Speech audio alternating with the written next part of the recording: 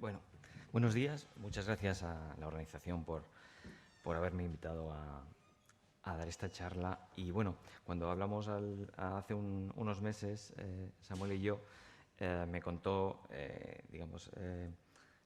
ese deseo de organizar este tipo de jornadas, de que de aquí os felicito por haber llegado hasta aquí, y me pidió hablar de algún tema relacionado con la hipoacusia infantil. Yo llevo poquito tiempo en este área y tengo poca experiencia. Pero si algo puedo hablar un poquito más de la actividad en la que a la que me dedico fundamentalmente, es de las pruebas diagnósticas en niños con hipoacusia. Hemos hablado, han hablado nuestros compañeros del Hospital Clínico de la hipoacusia congénita bilateral y del camino que lleva en algunos casos al implante coclear. Pero no todos los niños van a llegar allí, y hay niños que esa hipoacusia va a ser tratable con otro tipo de técnicas o va a ser reversible de forma espontánea. Y bueno, para todos estos niños tenemos que darles una respuesta. Tenemos que tener en cuenta que el niño, cuando nace, se comunica con su entorno de muchas diferentes formas, y una de ellas es el sonido. El mundo sonoro requiere una serie de capacidades que debe tener el niño para después desarrollar una comunicación oral. Pero eso no siempre es así, aquí paso por paso, y no debemos pretender que el niño sea más adulto cuando no lo es, y por lo tanto a la hora de evaluar las capacidades auditivas del niño tenemos que adaptarnos a las habilidades que va a ir desarrollando biológicamente a lo largo de su vida. Tampoco podemos pensar que el niño es un objeto al cual podemos someter a múltiples exámenes automáticos, conductuales, etcétera, etcétera, porque el niño debe comunicarse de forma espontánea, y eso es lo que nosotros queremos. Nosotros no queremos evaluar la audición como un adulto, porque primero no se puede, y segundo lo que queremos es saber si el niño va a percibir esos estímulos sonoros y los va a procesar, que no es lo mismo una cosa que la otra. Tenemos que saber que en los primeros meses de vida existen todavía una serie de reflejos reflejos de respuesta ante estímulos sonoros, y que vamos a aprovecharlos para diferentes pruebas, especialmente en estos niños más pequeños donde las pruebas conductuales son más complejas.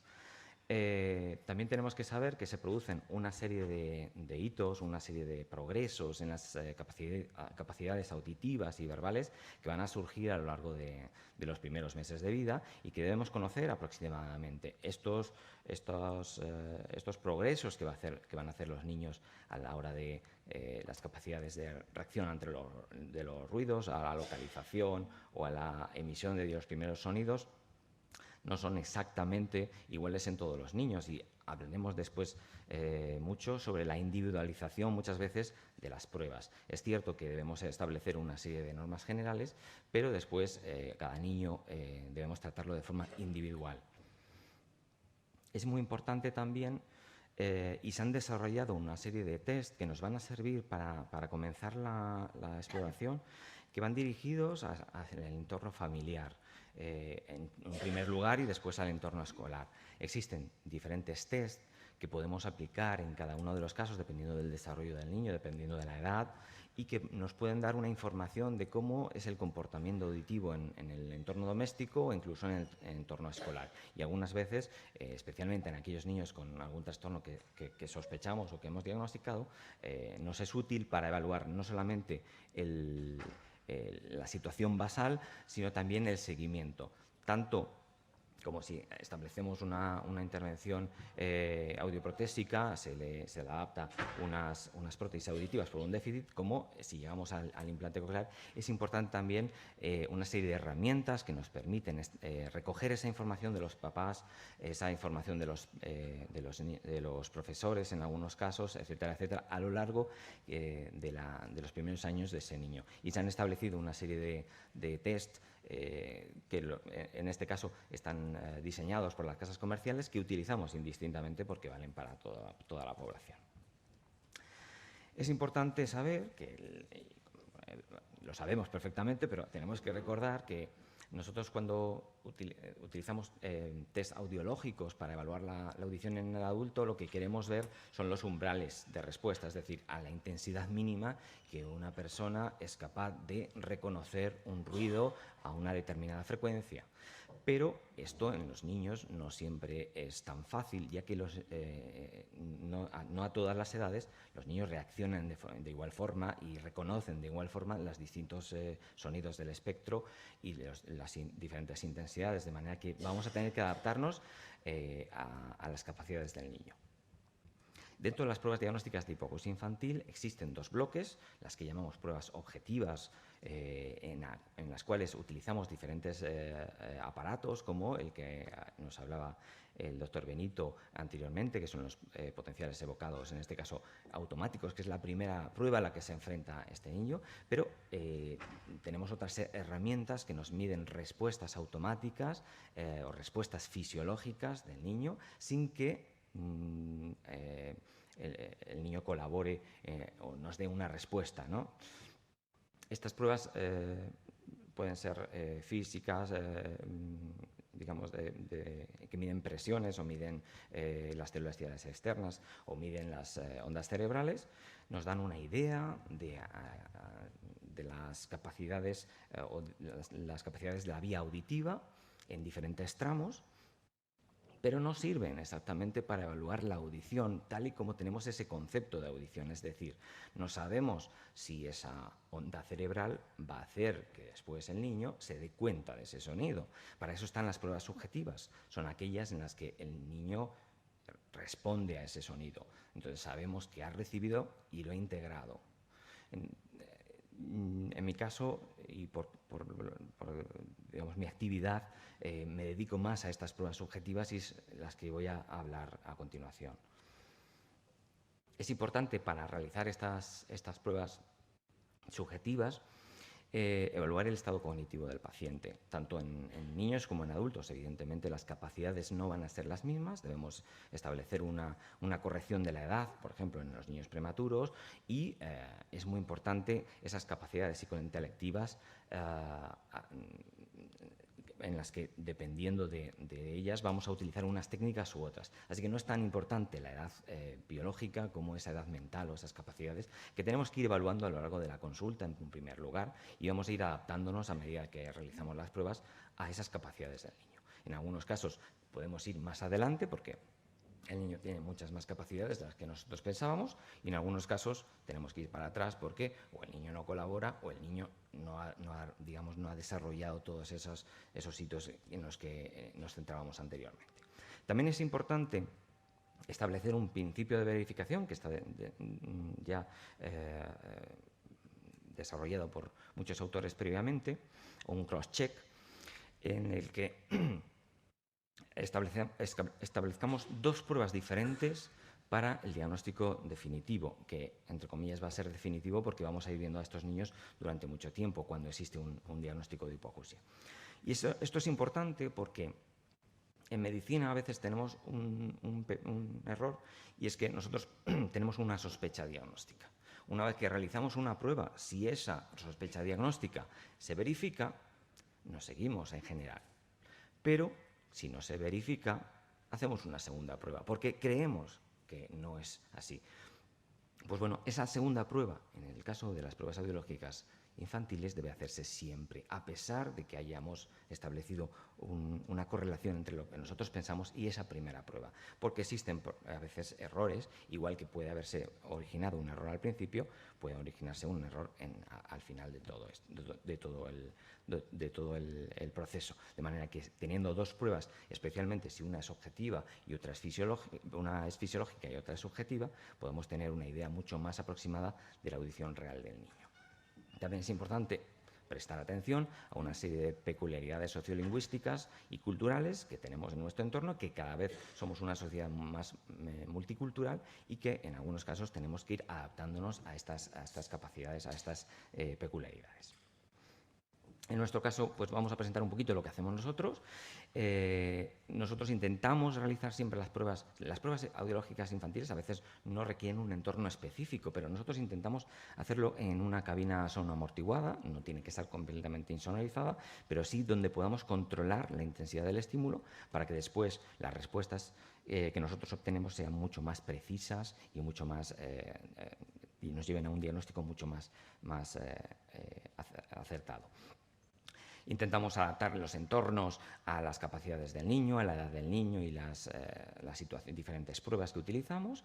Utilizamos sistemas de comunicación entre los dos exploradores. Sí que es verdad que las pruebas objetivas generalmente solo necesitarían un explorador, mientras que las pruebas subjetivas por lo general necesitan dos personas, tanto una persona que controla la parte del estímulo como otra persona que realiza las actividades que vamos a ir viendo, que son muy importantes, que parece que es simplemente jugar, pero no, es mucho más complejo todo el proceso. Hemos ido adaptando nuestro entorno de trabajo a las diferentes situaciones de cada niño. Tenemos pues una gran cantidad de juguetes o de distractores y de elementos para condicionar al niño, y que nos tenemos que ir adaptando porque cada vez los juguetes son diferentes y cada vez las modas son diferentes, así que nos tenemos que ir adaptando a lo que sale cada año, ¿no? Es muy importante el personal que hace estas pruebas, la formación y, como decía el doctor Benito, el hecho de que esté acostumbrado a trabajar con niños. Son pruebas generalmente largas, que duran en general como mínimo media hora, y es importante que en este tiempo podamos sacar toda la información. Las personas que están habituadas a tratar con niños van a poder hacerse con esa confianza que nosotros queremos a lo largo de la prueba, y por lo tanto sacar mucha más información de todos estos, en todos estos casos. Voy a poner una serie de vídeos en los que podemos observar un poquito lo que nosotros tenemos, aunque la ventaja de trabajar mucho con estos pacientes es que vamos adaptándonos año tras año a las diferentes necesidades y diferentes situaciones especiales, ¿no? Disponemos de esta cabina con una serie de cámaras que nos permiten visualizar muy bien las respuestas de los niños, porque lo que vamos a medir son respuestas ante el sonido, y esas respuestas a veces no son claras, no son como con un paciente adulto que nos va a levantar la mano. El niño por lo general no quiere hacer ese tipo de actividad, quiere hacer una actividad lúdica, o en algunos casos no quiere más que irse a su casa. Entonces tenemos que intentar sacar una información a medida que transcurre la prueba. En niños de menos de 6 meses de edad, digamos, es el grupo más complejo de evaluar con este tipo de pruebas, porque estos niños no reaccionan ante estímulos sonoros de cierta intensidad, aunque sí que se han descrito en ambientes controlados la posibilidad de explorarlos. Aquí tienen mucha más importancia esas pruebas objetivas o esas pruebas fisiológicas automáticas que nos dan una información sin que el niño sea necesario su colaboración.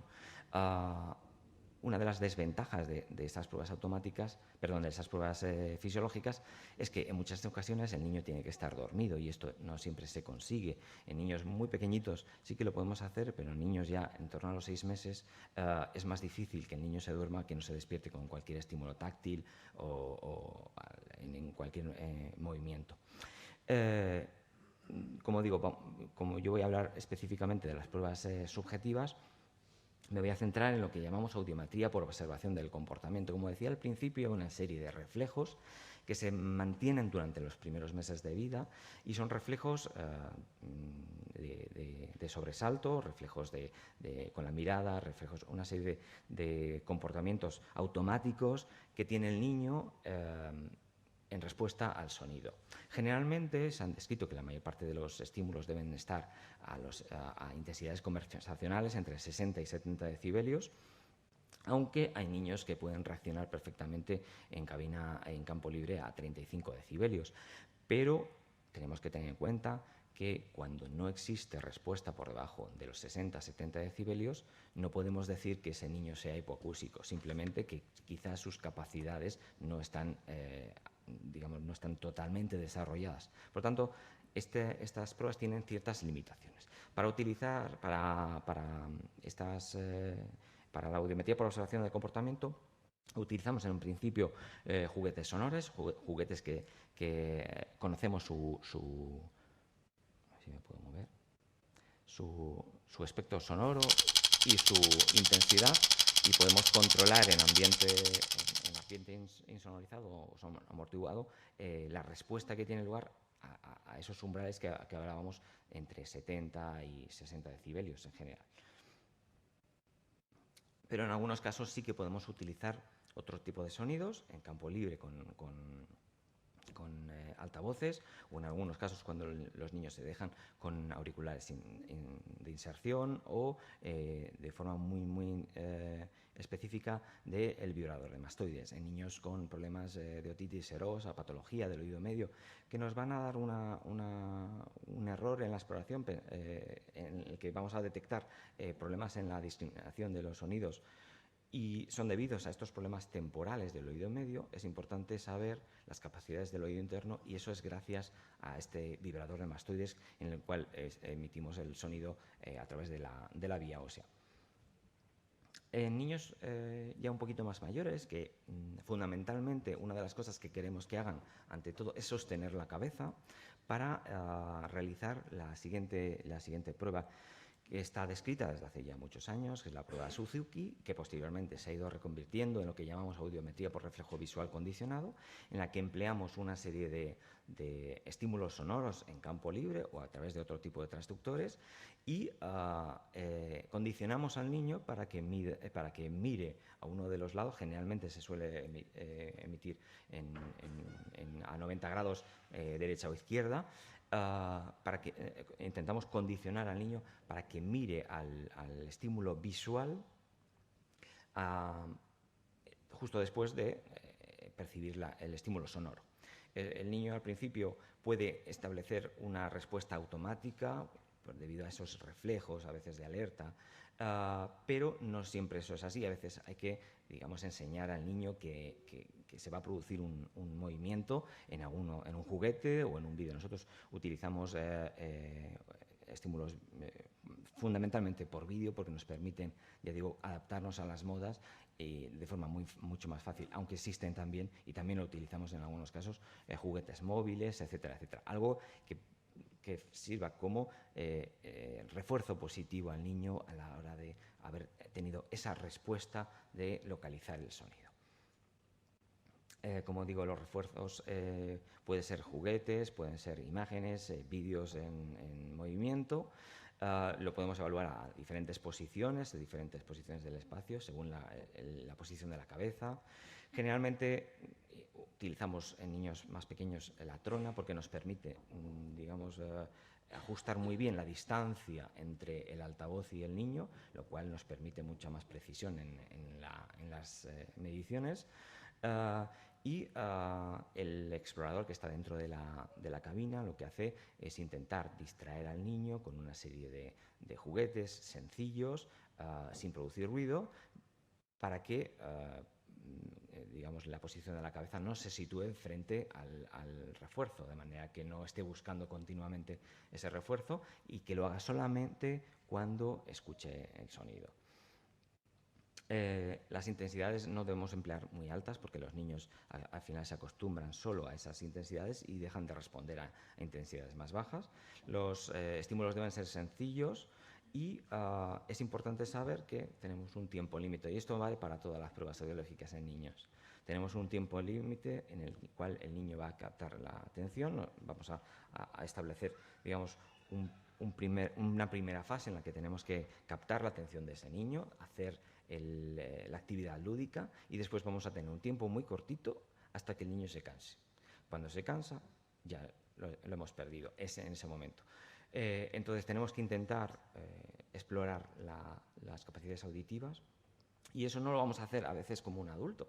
Bueno, un adulto habitualmente en la audiometría del adulto utilizamos muchas frecuencias. Nosotros vamos a ir centrados a aquellas frecuencias que no son más útiles y que pensamos que son más útiles para el niño y que debemos, digamos, localizar déficits auditivos en esas frecuencias, y a veces los niños no responden a tonos puros y debemos utilizar ruidos del entorno familiar o estímulos verbales, como veremos después. Lo que aquí no medimos son los umbrales como en los adultos. Debemos saber que nosotros medimos niveles mínimos de respuesta.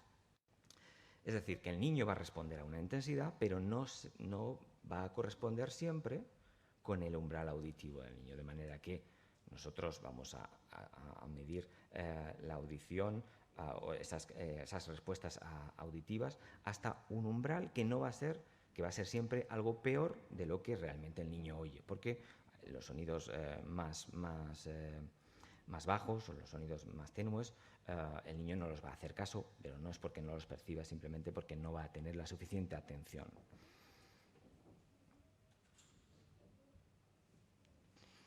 Este es un vídeo de una actividad normal en la cual colocamos al niño en una trona a una distancia determinada de un metro al altavoz, de uno o de otro lado. En este caso vemos, en este caso utilizamos estímulo con el refuerzo con vídeo, diferentes vídeos, y lo que hacemos, bueno, estos son otros casos.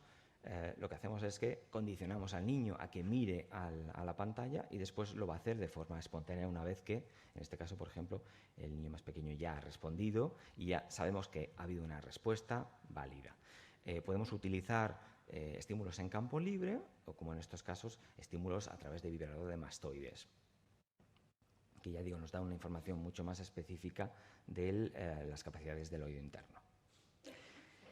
En niños un poquito más mayores, entre 24 y 36 meses, es una franja de edad un poquito pequeña y no siempre utilizamos estas pruebas porque se solapan y a veces, como decía antes, debido a las capacidades que tiene el niño, podemos saltar de una a otra sin pasar por las intermedias. Pero en esta franja de entre 2 y 3 años aproximadamente, ya digo, existe lo que se denomina audiometría de actuación condicionada, en la cual el niño ya realiza una acción, no simplemente mirar a un refuerzo, sino que realiza una acción cuando percibe un sonido. Y esa acción que realiza tiene una respuesta en forma de un juguete que se mueve o otro tipo de cosas. La prueba que está más descrita en este tipo de franja es el Peep Show de East Hallpike, y esta sería una imagen, por ejemplo. Cuando suene. El niño, cuando oye el ruido, acciona una palanca que hace que se mueva, en este caso, un tren en una caja. A ver. No. Si el niño acciona la palanca en algún momento, si no suena, nada, en el que no recibe el estímulo, pues no recibe esa respuesta, ese refuerzo.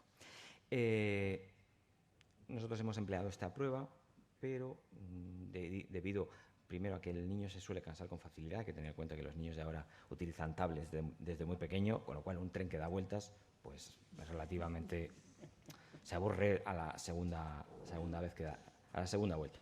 Y utilizamos dentro de esta franja de edad un juguete que hemos adaptado, que es un teléfono, al cual hemos adaptado un transductor de vía aérea, y podemos explorar diferentes respuestas.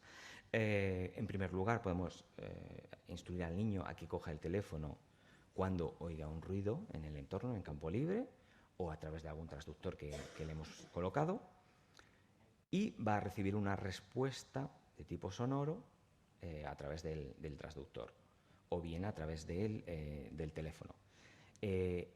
Nosotros exploramos los umbrales a los cuales responde y tiene esa respuesta de descolgar el teléfono, pero también podemos establecer pruebas verbales o otro tipo de pruebas midiendo la respuesta que tiene ante el refuerzo. Vamos a poner algún ejemplo.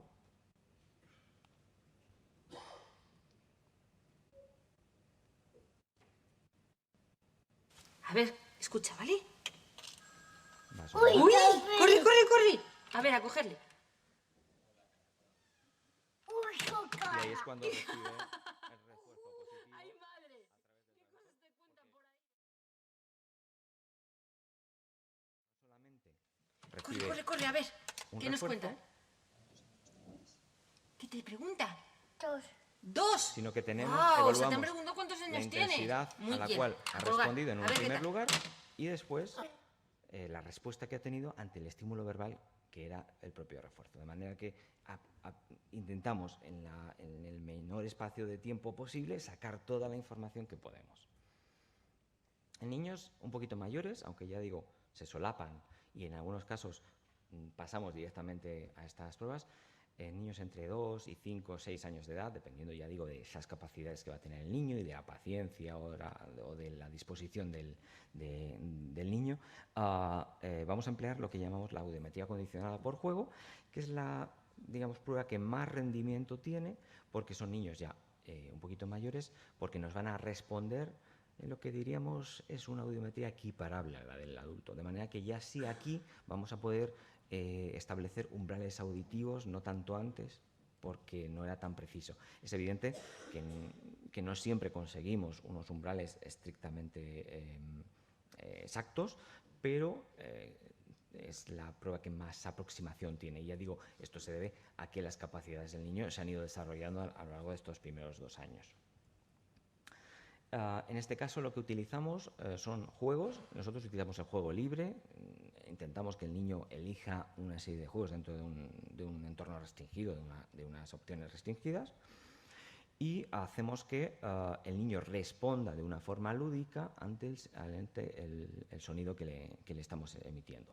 El sonido puede ser diferentes intensidades, de diferentes frecuencias o de diferente aspecto, dependiendo de lo que queramos explorar.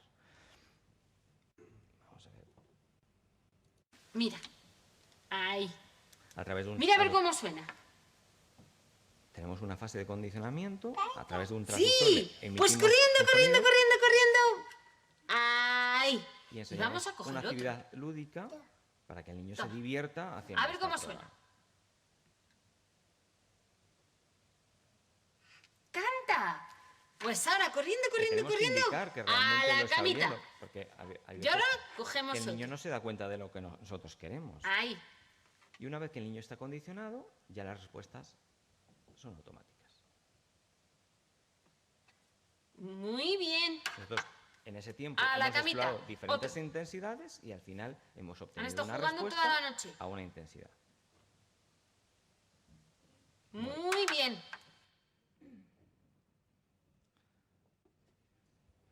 Podemos utilizar muchos juegos y los juegos siempre vamos a adaptarlos a las capacidades que tiene el niño. Y esas capacidades, ya digo, tenemos que hacerlas de forma individualizada. No a todos los niños de 2 años hacemos un juego, a los de 3 siempre utilizamos una batería de diferentes juegos y a veces el niño se aburre fácilmente con uno y tenemos que ir cambiando a lo largo de la exploración. En niños más Muy mayores bien. podemos utilizar juegos un poquito más complejos. Perfecto.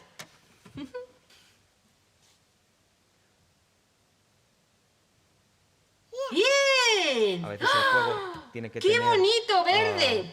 un distractor mucho más intenso que en otros para que el niño se condicione más fácilmente. Y en algunas ocasiones el niño se aburre o se distrae y tenemos ¿No que lo has oído? utilizar ese refuerzo Vamos de a concentrarnos. competición Venga, muy para atento. intentar que el niño vuelva a la atención. que Muy nosotros queremos. bien.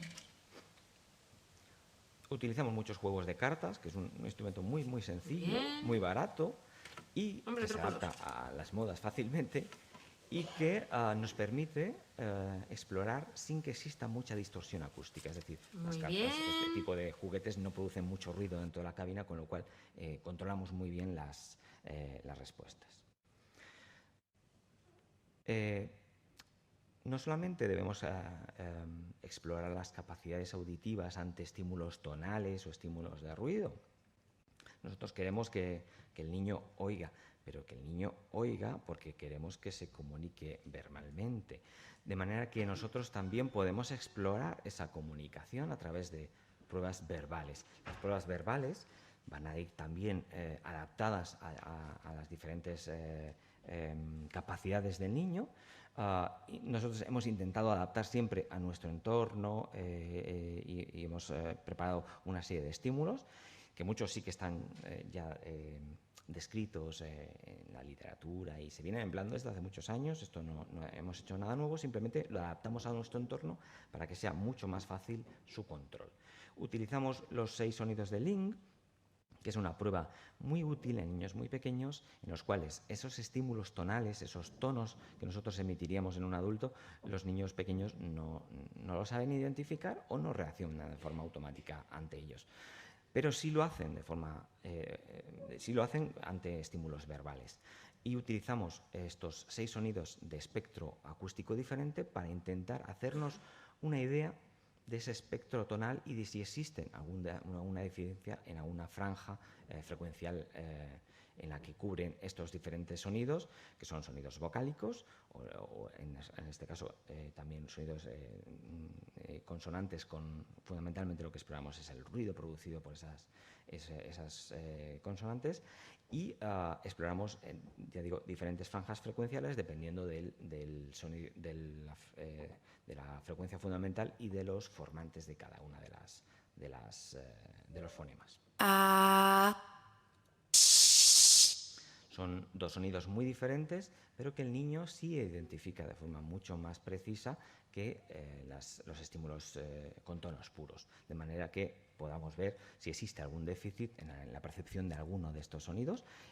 Todo esto lo podemos hacer con todas estas pruebas que hemos hecho anteriormente, con todos los traductores posibles, es decir, haciéndolo con altavoces en campo libre, a través de auriculares de inserción, lo que el niño nos deje, ¿de acuerdo?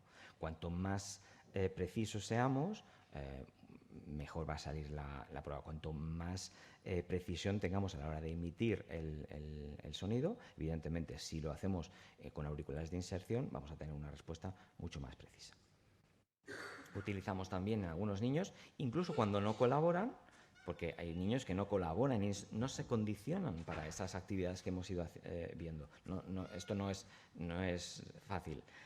A veces uno piensa que simplemente lo que hacemos es jugar con el niño y que, bueno, como vamos a jugar con el niño, pues el niño acabará condicionándose. Pues no, la realidad es mucho más cruel y hace que el niño quiera irse a casa, que el niño llore, que el niño no le gusta nada estar con los médicos y lo que quiere es o volver al colegio o volver con sus padres en un entorno seguro.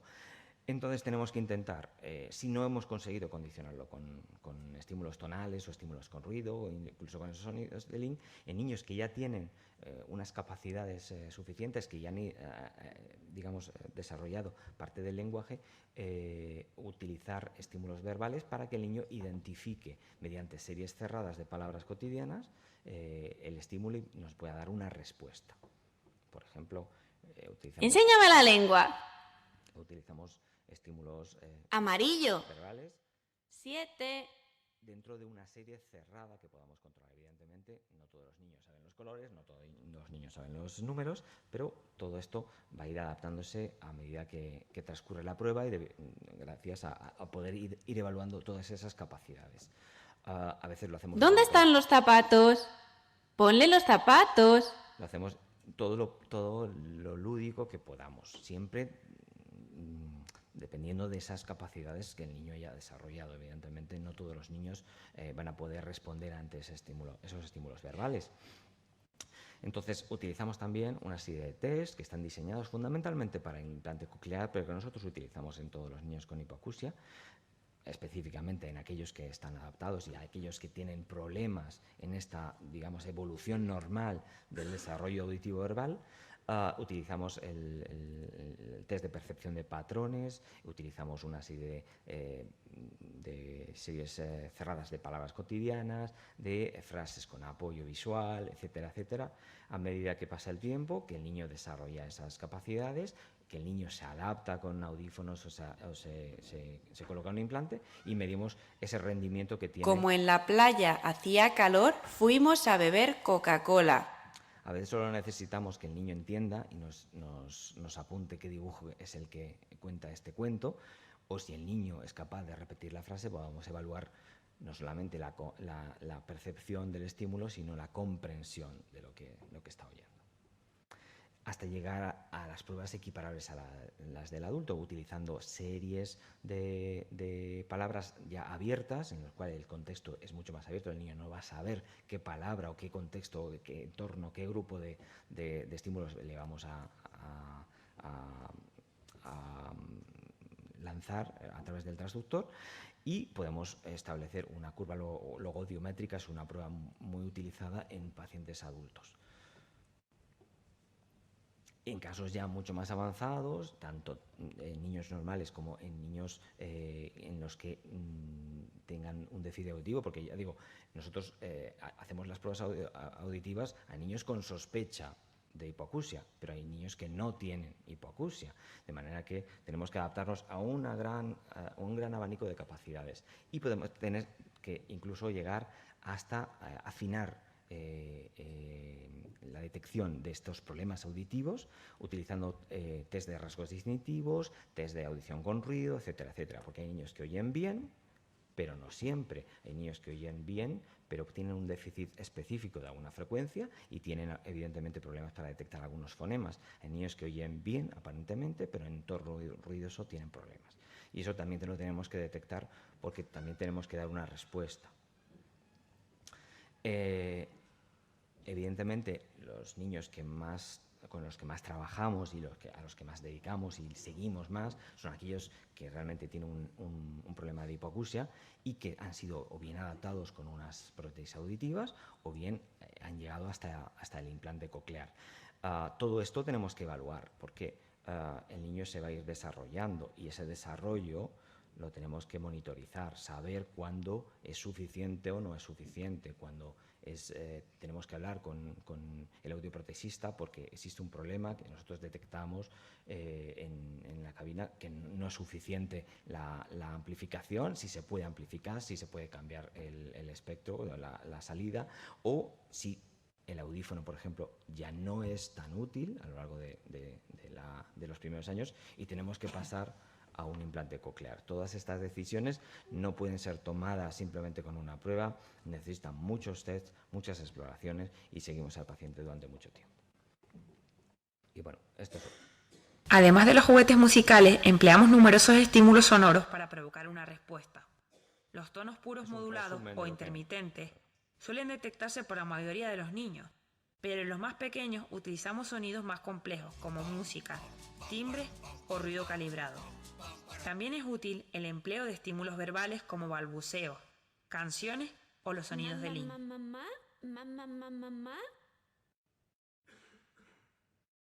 Para completar el estudio de las capacidades auditivas o cuando no se ha logrado obtener información con las anteriores técnicas, pueden utilizarse juegos sencillos con estímulos verbales que serán presentados a diferentes intensidades y a través de los transductores más apropiados a cada caso. ¿Qué he dicho?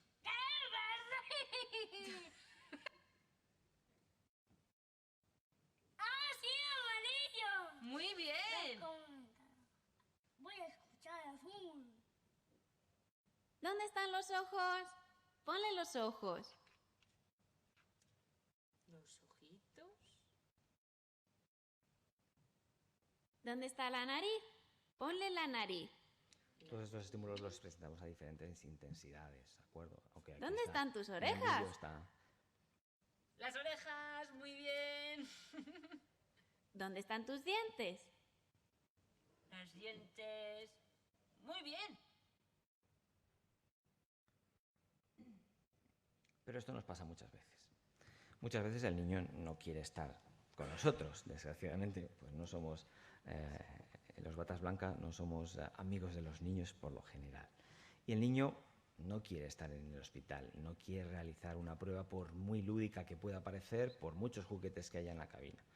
Y es importante tener mucha paciencia. Y si hay algo que tenemos que tener es paciencia. Tenemos que tener mucha flexibilidad, adaptar siempre las pruebas a las necesidades de lo que nosotros queremos explorar y a los deseos del niño, evidentemente. Nosotros tenemos que captar la atención del niño, tenemos que engañarle, tenemos que hacerle creer que eso es un juego, que no lo es, porque para nosotros estamos haciendo una exploración mucho más seria, pero el niño debe creer que la actividad es lúdica y por lo tanto debe tener un ambiente de confianza. Y ese ambiente de confianza, ya digo, solo se logra con personal cualificado, muy entrenado para el tratamiento de estos casos. Es muy importante descansar. A veces los niños se cansan, a veces siempre se cansan con mucha facilidad. Y a pesar de que nosotros intentemos cambiar el juego, hay ocasiones en las que el niño tiene que salir. En algunas ocasiones utilizamos la ayuda de los padres, en otros casos el niño intentamos que preste más atención y los papás se quedan fuera de la cabina. Ser muy flexibles en la realización de las pruebas y cambiar a medida que discurre todo el test.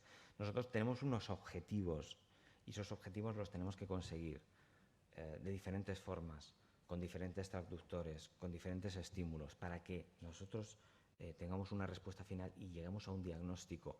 Todo lo que hagamos entre medias va a ser muy diferente en cada niño. Es muy importante que el niño note que se le premia, que se le refuerza positivamente para que ese ambiente de confianza se vaya labrando a medida que pasa la exploración y en muchos casos a medida de que pasan todas las visitas. Pues son niños que vamos a tener en algunos casos que ver mucho tiempo. Cuanto mejor sea esa conexión entre el explorador y el niño, mucho mejor y mucho más rápido va a ser todo el seguimiento y toda la evaluación posterior.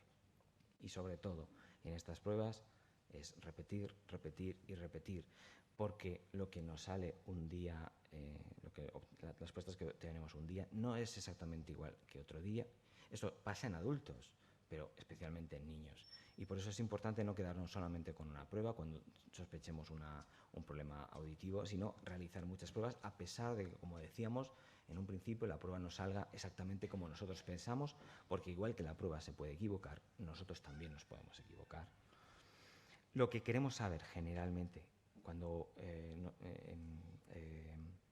establecemos esos objetivos, cuando el niño nos llega remitido de las consultas para realizar pruebas, es primero si el niño oye. Esta pregunta a veces es difícil con estas pruebas porque no siempre el niño responde de forma adecuada, pero es lo primero que debemos saber.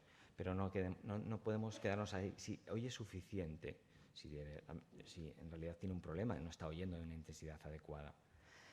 Si oye todos los sonidos, hay niños que oyen suficientemente bien, pero no todo el espectro frecuencial. Y eso va a tener un significado después en la adquisición del lenguaje y en algunos casos no se va a detectar hasta tiempo después cuando el niño empiece a tener mal rendimiento escolar o se detecte algún problema en la escolarización. En los niños pequeños, si el niño oye suficiente, oye todos los sonidos y se aprenderá a hablar, porque sabemos que los niños pueden oír todos los sonidos, pero no hay una intensidad suficiente como para desarrollar el lenguaje, o puede no escuchar o no puede percibir todas las frecuencias y va a tener problemas para, digamos, asimilar los diferentes fonemas que, como habíamos visto con los sonidos de Link, abarcan un espectro frecuencial muy amplio.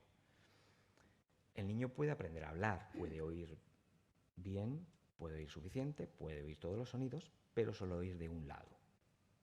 Y esto también es importante, porque el niño no va a tener problemas por lo general hasta que llega al colegio y empieza a tener problemas para localizar el sonido, tiene problemas para oír en ambiente ruidoso con los compañeros, cuando está detrás de la clase, etcétera, etcétera.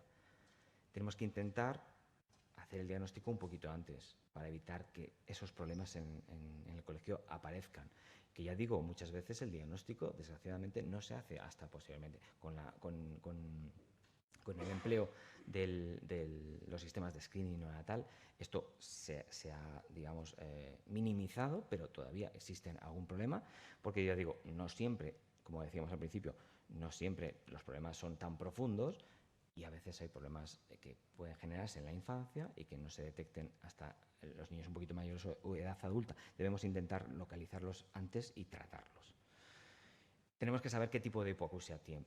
Pues si es una hipoacusia neurosensorial o es una hipoacusia transmisiva y sobre todo, que es lo que nos van a preguntar los papás, es que sí se puede tratar. cuanto antes hagamos el tratamiento, mejor para el niño, ¿de acuerdo?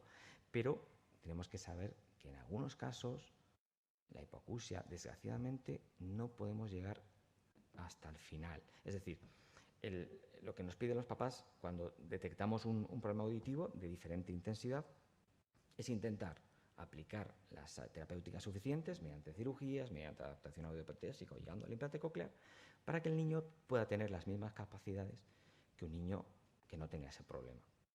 Pero existen problemas en los cuales a día de hoy todavía no podemos dar una respuesta hasta el final, por muchos problemas que se van a ir originando en el camino, o por problemas en los que el niño tenga una malformación o tenga un problema que no podamos dar una respuesta. Y es importante saber que no toda la hipoacusia se puede tratar de forma adecuada a día de hoy, y tenemos que establecer esa conexión con los centros educativos o con las asociaciones para intentar que ese niño se pueda comunicar de forma eficiente. Y si nosotros pensamos o nosotros vamos detectando que esa comunicación oral no es suficiente, debemos advertir a las familias para que podamos utilizar sistemas alternativos para que el niño no tenga un problema más adelante. Es decir, nosotros pensamos que el niño podemos conectarlo con el mundo de forma sonora, pero a veces no es suficiente y no podemos quedarnos ahí y cerrarnos solamente en que el sonido es la respuesta.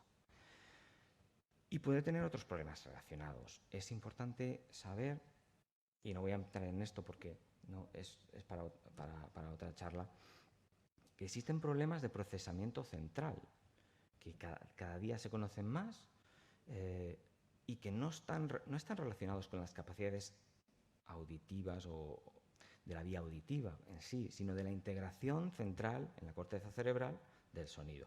Hay problemas para detectar o para discriminar el sonido en ambientes ruidosos, hay problemas para detectar diferentes patrones, hay problemas para detectar diferente espectro frecuencial que no se detectan en estas pruebas audiológicas. Por eso es importante colaborar entre todos los centros educativos, los logopedas, etcétera, para intentar detectar estos problemas y darles respuesta, que a veces es muy complejo, pero no podemos quedarnos simplemente con las pruebas audiológicas porque nosotros a veces no somos capaces de detectar. Nosotros intentamos, con esos estímulos verbales y estímulos dicóticos, estímulos degradados, estímulos en ambiente ruidoso, intentar detectar estos problemas. Pero esto a veces es complejo y requiere todos esos test que hablábamos al principio y la colaboración de todos los implicados en estos problemas. Y muchas gracias.